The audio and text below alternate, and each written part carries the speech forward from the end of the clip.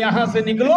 यही प्रोग्राम आपको मेरठ में भी करना चाहिए, यही प्रोग्राम आगे बढ़ के मुरादाबाद लखनऊ तक करना चाहिए। पूरे देश में ऐसे प्रोग्राम होंगे, तब जाके लोगों में जागरूकता आएगी और इस यूजीसी कानून को समझेंगे। क्योंकि जब यूजीसी कानून इस सरकार ने बनाया तो इसलिए था, सरकार ने घोषित तो इसलिए करा था कि भाई सवर्ण जाति के लोग तो हमारे साथ हैं ही, पिछड़ों को और ले लो, खुश हो जाएंगे।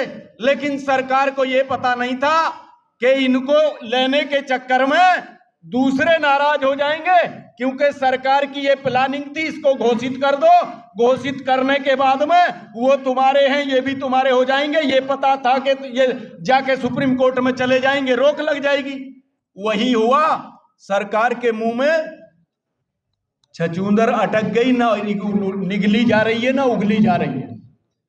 और ये जितनी पार्टी है जो हमारा अपना बनाने का दम भरती थी, हमारे बीच में आती थी, कोई भी इस बिल के समर्थन में खुल के नहीं बोल रही है। अगर कोई खुल के बोला है, पार्लियामेंट से लेके सड़क से लेके सदन तक कोई बोला है, तो माननीय चंद्रशेखर आजाद बोले हैं। और जब चंद्रशेखर आजाद बोले हैं तो किसान भाइयों को, पिछड़े भाइयों की जिम्मेदारी बनती है कि जो नेता हमारे लिए सदन से लेके सड़क तक बोल रहा है, प्रोग्राम जगह जगह आंदोलन हो रहे हैं, इसी दिल्ली में बड़ी जनसभा इसी यूजीसी के समर्थन में किए हैं, हर जगह इसी तरीके से कर रहे हैं, तो हमारी जिम्मेदारी बनती है कि उन पार्टियों को छोड़ो जो हमारे इस मुद्दे पर चुप्पी साधे हुए हैं। क्योंकि वो पार्टी लालची है कि कहीं उनका वोट ना कट जाए, इसलिए यूजीसी के समर्थन में नहीं बोल रही है। इसीलिए भाई चंद्रशेखर आजाद बोले हैं तो हमारी सबकी पिछड़े दलित की जिम्मेदारी बनती है कि भाई चंद्रशेखर के हाथों को मजबूत करो।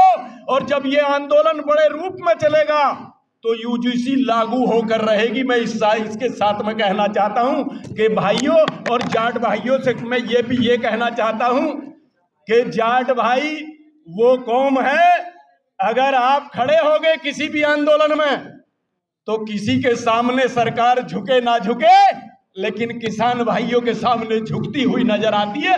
आपने कितने ही मुद्दों पे देखी होगी। आज ये प्रोग्राम की शुरुआत हुई है, आज 4-5 राज्यों से समाज के बड़े जिम्मेदार लोग आए हैं, तो एक अच्छे काम की शुरुआत हुई है। ऐसे ही प्रोग्राम, ऐसे ही सेमिनार जगह जगह होने चाहिए पूरे देश में। अगर ऐसे प्रोग्राम होंगे तो मैं दावे के साथ में कह रहा हूं कि माननीय सुप्रीम कोर्ट को भी मानना पड़ेगा और यूजीसी कानून को लागू करना पड़ेगा। इसी के साथ में आपका बहुत बहुत शुक्रिया।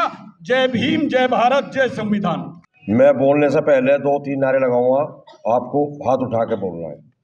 चौधरी चरण सिंह, चौधरी चरण सिंह, महाराजा सूरजमल, महाराजा सूरजमल, महेंद्र सिंह टिकैत, महेंद्र सिंह टिकैत, सर छोटू राम, किसान एकता, किसान एकता। आदरणीय बुजुर्गों, हमारे सम्मानित मंच, जो हमारे हर समाज के चौधरी बैठे हैं, मैं इनका तहे दिल से सम्मान करता हूं और आप लोगों को तहे दिल से धन्यवाद देता हूं। आप अपना कीमती टाइम छोड़कर चौधरी सत्यपाल जी के आह्वान पर माननीय सांसद हनुमान बेनीवाल जी, हमारे लोकप्रिय सांसद एडवोकेट चंद्रशेखर जी के आह्वान पर आपकी लड़ाई लड़ने वाले हमारे 2 युवा सांसद आप लोगों को मिल गए हैं। आप लोगों को ये रास्ता दिखाएंगे। मेरा युवा पीढ़ी से अनुरोध है, हर तरीके के नशे को छोड़कर अपने समाज को सुधारने का काम करें। ओबीसी में हम आते हैं, और भी समाज हमारा आता है। मैं जाट समाज के लोगों से अनुरोध करता हूं, आप गांव से हो, शहर से हो, आप अपने आसपास के लोगों को, जो छोटी बिरादरी के लोग हैं, गरीब लोग हैं, इनसे इनको जोड़ने का काम करें। यही हमारी सफलता होगी, जब भी हमारी पार्टी का नाम सबसे ऊंचा होगा।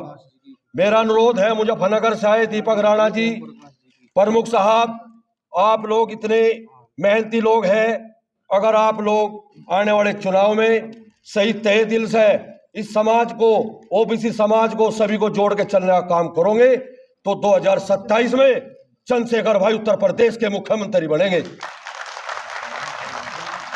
मैं अपनी बात को 1 मिनट का टाइम और दूंगा। मेरे सरदार भाई भी आए हैं, इनका भी तहे दिल से धन्यवाद करता हूं और आप लोगों से उम्मीद करता हूं आज से यहाँ पर जो सीख लेकर जाओगे अपने बच्चों की शिक्षा पर ध्यान दोगे। एक पैर खेत के किसान का पैर खेत में होगा और एक बच्चों की शिक्षा पर होगा। हाथ उठा के कहो ध्यान दोगे नहीं दोगे। तो इसलिए मैं आप लोगों को हाथ जोड़कर धन्यवाद